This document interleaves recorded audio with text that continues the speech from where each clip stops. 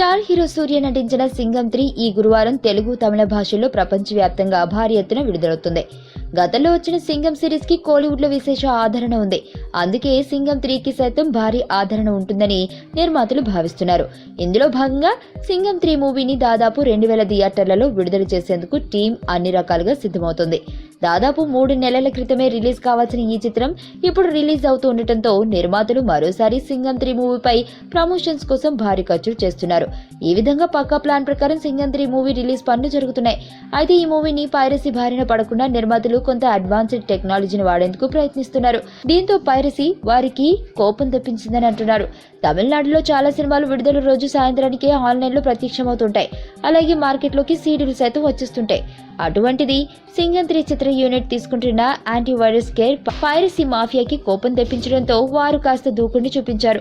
సింగం 3ని విడుదల రోజు మార్నింగ్ షోని మా సైట్ లో ప్రత్యక్ష ప్రసారం చేస్తాం. ఇక అదే రోజు మధ్యాహ్నానికి సినిమాలు అప్లోడ్ చేస్తామంటూ ఛాలెంజ్ విసిరిన విషయం తెలిసిందే. అయితే వెంటనే స్పందించిన చిత్ర టీం ఆ సైట్ లను బ్లాక్ చేయించింది. భారత ప్రభుత్వం తరపున డిపార్ట్మెంట్ ఆఫ్ టెలికమ్యూనికేషన్ ఇచ్చిన ఆదేశాల ప్రకారం సర్వీస్ ప్రొవైడర్స్ ఈ సైట్ ను నిలిపివేశాయి. ఇక్కడితో ఆ పైరసీ మాఫియా ఆగలేదు. సింగం 3 మూవీని ఖచ్చితంగా ఏదో ఒక సైట్ లో ప్రత్యక్ష ప్రసారం చేస్తాము. అది ఎలా ఉంటుందో మీరే చూడండి అంటూ నిర్మాతలకి మరో వార్నింగ్ ఇచ్చారట. దీంతో సింగం 3 చిత్ర యూనిట్ హడలిపోతుంది. ప్రస్తుతం దీనికి సంబంధించిన టాక్ సౌత్ ఫిల్మ్ ఇండస్ట్రీలో హల్చల్ చేస్తున్నాయి. హరి దర్శకత్వంలో తెరకెక్కని ఈ సినిమాను స్టూడియో గ్రీన్ సంస్థ నిర్మించింది.